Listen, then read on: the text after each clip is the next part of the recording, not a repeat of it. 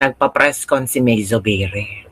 Gusto niyang ipakita sa mga taga Bukidnon na ano siya, nagpaawa effect? Hala, nagpaawa effect?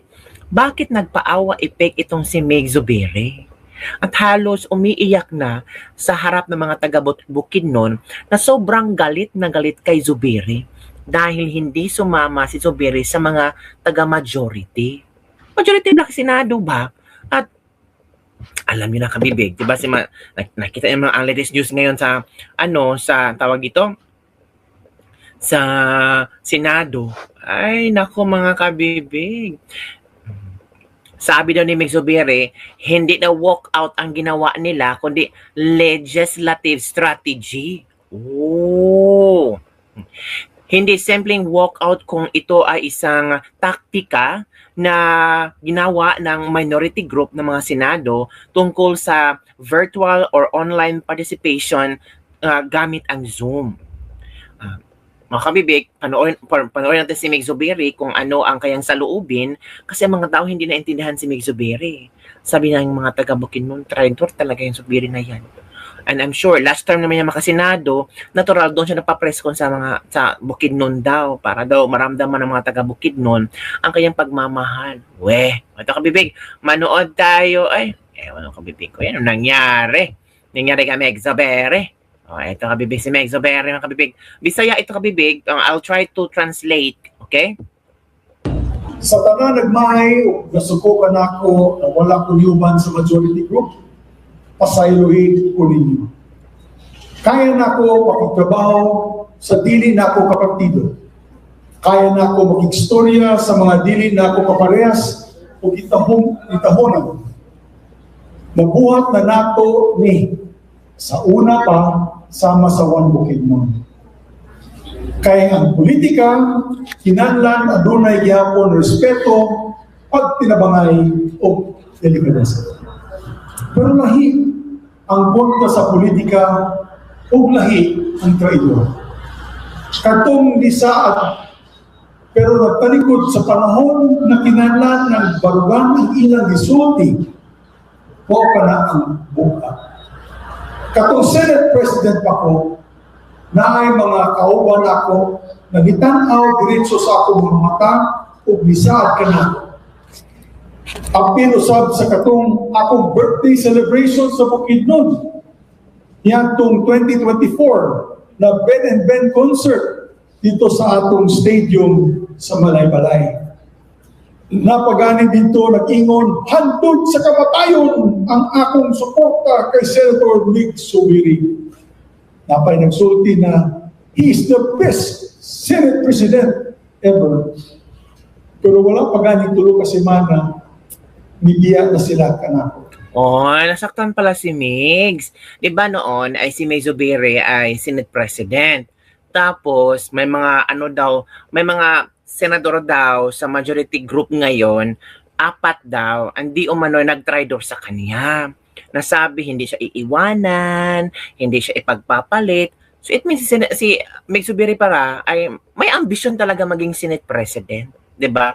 At napalitan lang siya ni Cheese Escudero. Naman talaga ang buhay politika, Cheese. Gaya mo, 'di ba? Sabi mo nung una, independent ako. Mag-a-abstain muna ako, Mr. President. Kasi abstain, maging independent lang ako. Pero later pumani ka sa minority. Ganon din ang balahibo mo dong. Pag magpaawa effect. Isaad man ang ako amigo, akong kumpadre na si Bato de la Rosa. Isaad po ang atong amigo na Senator Bongo. Bisa gani si Senator Amy Marcos, isaad po, nadaanan din sila dito, o naka-record na tanan, namo tanan, media, ang 20,000 audience. Pero, ang tinuod, kung wala kong gibiya sa upat at that time, dili ko matangtang isip Senate President. Ay, so bali revenge pala ang ginagawa ni Migs ngayon kasi si Bato, si Bongo, si Amy, iniwanan siya. Sabi niya, kung hindi pa sana itong 4 na, ewan ko kung sino yung isa, hindi sana ako matanggal bilang Senate President. It's all about power. It's all about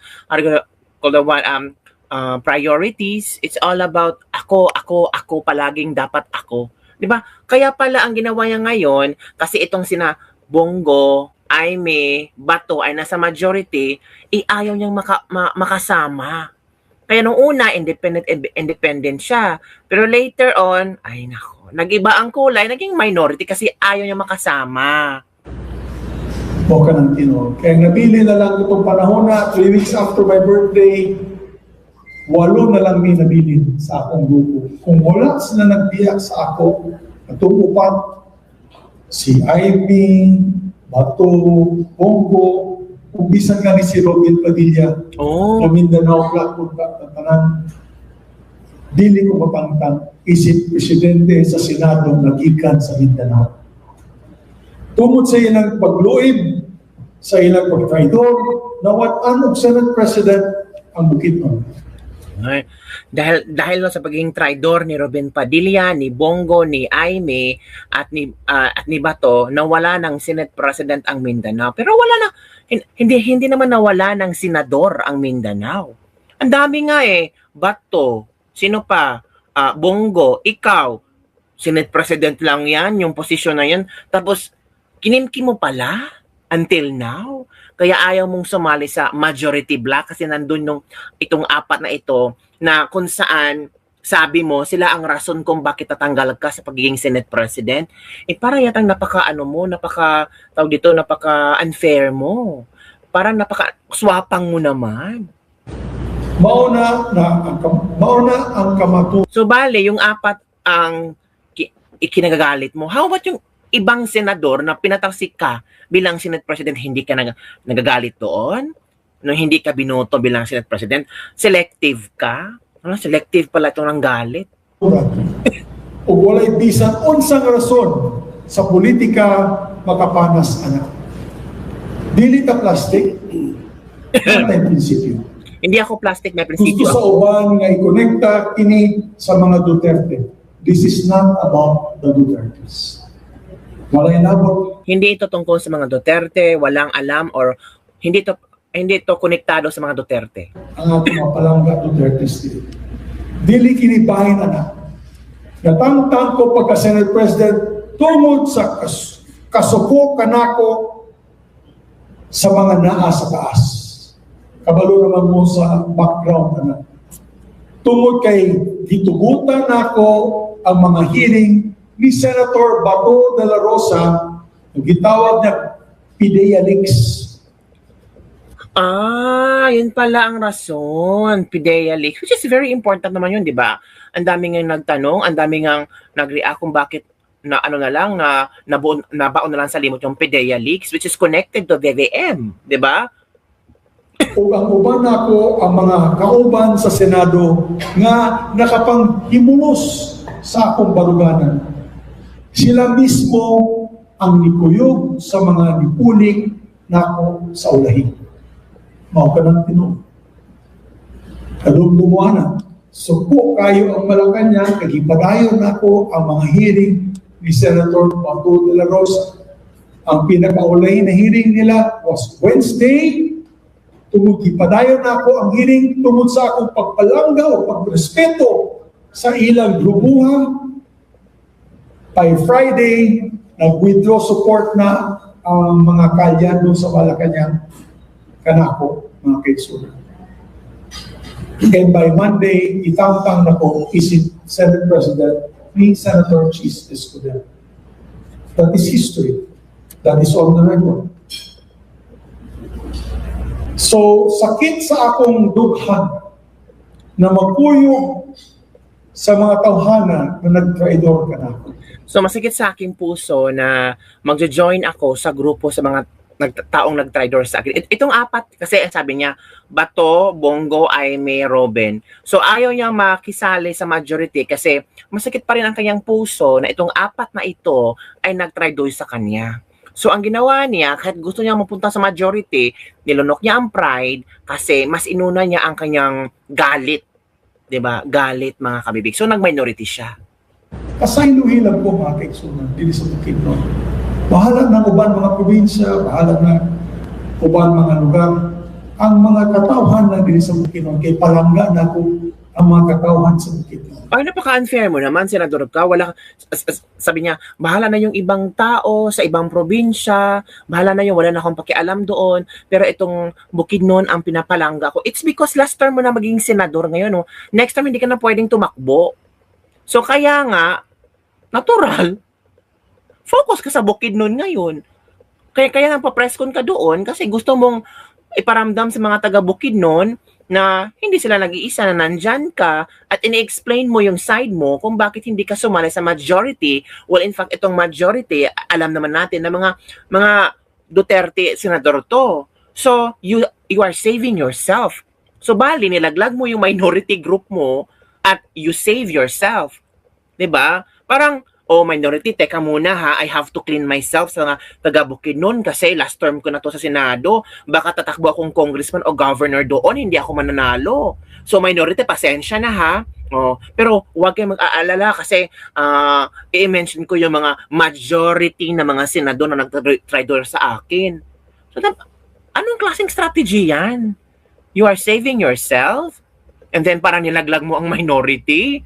Wow! Pasaylohin ko kay dili na ako nagmakaya. Kaya na ako pasayloon ang mga kontrapartido. As I mentioned, Governor O'Neill and I, o uban mga kontrapartido sa eleksyon tungod sa among pagpalangga sa Bukidnon, nagtukod din mo Bukidnon. Kaya kong patawarin yung mga hindi ko kapartido sa Bukidnon, pero pasensya na, hindi ko mapapatawad sina Aimee, sina Bato, si Bongo at si Ruben Padilla. Oh. But you're working with the senators in the Senado. 'Di ba? Pero sa mga taga Bukidnon, yung mga kapartido mo at hindi kapartido, pwede mo mapatawad sila. Ano na selective? Tao pa ba yan? Karon po kayo ang pagdala sa local politics sa Bukidnon. Ay, tatakbo ka lang. Pero dili na ako kaya na maghatag o pasaylo sa o makalibot sa akong mga nag-traitor na. Ingon ana sa politika, pumutalikod ka gani sa usa ka tao sa panahon sa pagsulay, dili na nimo basta-basta isali ka niya. Ang tanong, sabi ni Migs, ganun talaga sa politika.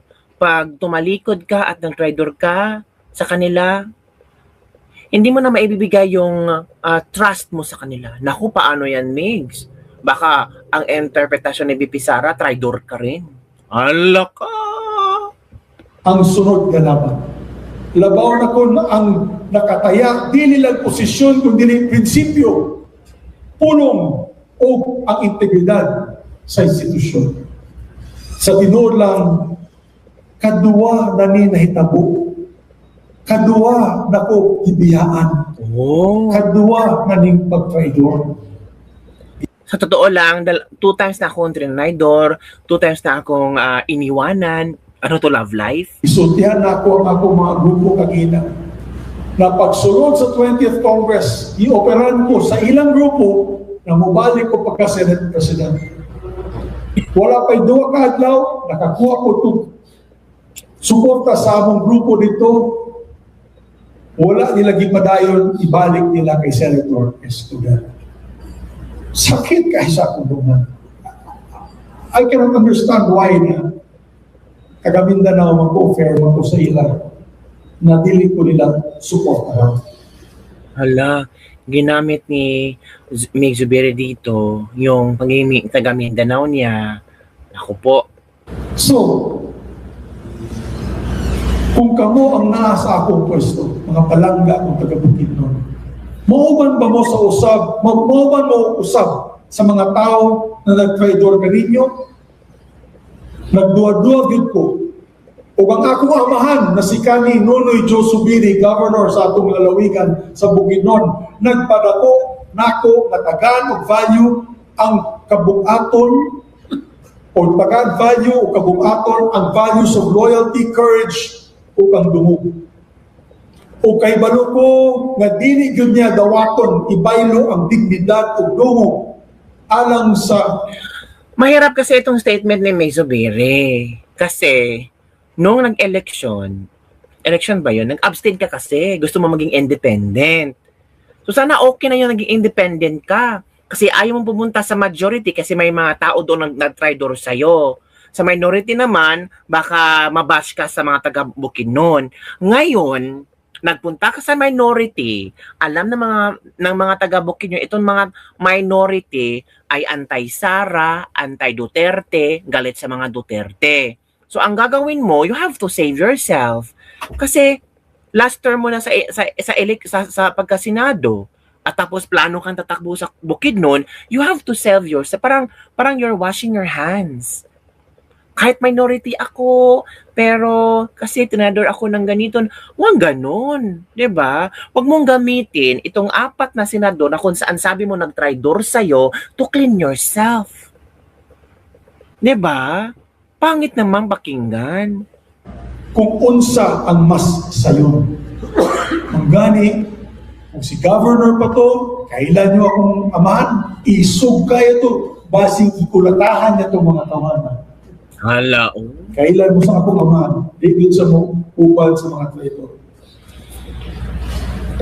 Magpadayon ako, mga kaigsunan ko sa Bukidnon, magpadayon ako sa pagtrabaho sa Senado, musuporta sa mga balaod na makatabang sa atong katawhan o manalipod sa institusyon. Apan dili ko mo-appeal sa usa ka grupo para lang makakuha og numero. Oh, okay. Sabi niya, I'll be still working sa Senado pero hindi ako sasama sa isang grupo para lang makakuha ng numero. Of course, hindi ka naman tatakbo sa susunod na eleksyon. You don't need those numbers nationwide. So you have to focus in Bukidnon. Mao na sa tanan nayubos, nagmahay o nalagot kanako, mangayo ko kaninyong pasensya o pasaylo. Hala. So, sabi ni Migs, sa lahat na nagalit, nagdamdam, at talagang hindi nagustuhan yung ginawa ko, pasensya po at patawad. Migs, ikaw humihingi ka ng patawad at pasensya sa kanila, di ba? Nako, paano yan? O lalong na pagsabot. Ang liderato di nilang may tungod sa numero o kadaghan sa imong kauban sa majority. May tungod usab kini sa kinaiya o kung gusto natong maibalik ang dignidad sa Senado. Kinahanglan masugod kita sa paghatag o kabugaton sa atong mga pulong. Ang hirap kasi gusto na lang ipipaint sa utak ng mga tao, i-condition sa utak ng mga tao na ang majority ang nagdadala ng gulo. Yun ang mahirap eh. Tapos gusto nila ang minority daw. Ito daw yung mga senador na for peace, for integrity, for unity. Mahirap. O ito mga komento ng ating mga netizen kabibig ha. Basahin natin ang komento ng ating mga netizen regarding on this issue. Saan ba? Ito. The Mindanao will be the next Manny Pacquiao in 2028. Paghilom, tikalon ka. Ito pa. Ayaw na sir, kita na ang katag. Di ko motoo, mangayo pa silo pero naa may script. Hindi ako maniwala sa iyo, Migs. Hihingi ka ng patawad pero may script. Kung personal, imong kaiubos sa ila, kung personal yung pagdaramdam or galit nga mo sa kanila, mag-abstain na lang di ay kaysa muuban dito sa kontrapartido nga gikalagutan sa mga tao. Sabi dito, kung personal yung galit mo kina Aimee, kina Bato, kina Robin Padilla, kina Bongo, pwede ka naman mag-abstain. Kaysa sumama ka sa minority na alam namin ay kontrapartido ng mga Duterte. Ayan. Don't forget sa 2028, nagpalaban ni Rocky, palangga kaayong kaliwat sa mga manubo, talendig pero imuhang gibuhat, musamot mi kapobre. Hala. Sorry, pero bawi ramis election. Hala. Uy, iba ang mga tao, nakaintindi na talaga ang mga tao. Pasensya din po, pero mahal talaga namin ang mga Duterte. Kasama na doon ang mga taong nagtatanggol sa kanila. If you say sorry to us, then sorry din po. Idol namin po kita noon. Mabuti pa yung tatay mo, nag-no sa impeachment, pero kayo 50-50. Yan. Senator Mix, isa ka sa pinakapaborito kong senador, pero ngayon iwan ko na lang. Hala. Ito pa, di nakadaog pa. Ayay, mag-walk out na pud na. Sorry Migs, pass ako sa 2028. Scripted paawa-awa. Sus, never again jud ko nimo. Walk out pa more para sa pagbangon sa integridad sa Senado. Yan mga kabibig. Nibalos di ay kasen. Ala. So yun kabibig. Yun ang mga komento ng ating mga netizen after na napanood yung video ni Mig Zubiri. Kung totoong galing sa puso, why you're reading a script? Kung totoong you want to achieve integrity, patawarin niyo ako, mga taga-bukid nun, yung nagagalit sa akin, yung may damdam sa akin, why you're reading a script? 'Di ba? Kung talagang ayaw mong madungisan yung pangalan mo na anti-Duterte, pwede ka namang mag-abstain at mag-maintain as independent. Pero bakit ka sumama sa minority na alam naman namin, maraming mga DDS, na ito ay mga anti-Duterte? 'Di ba? So ngayon, Migs wanted to clean up.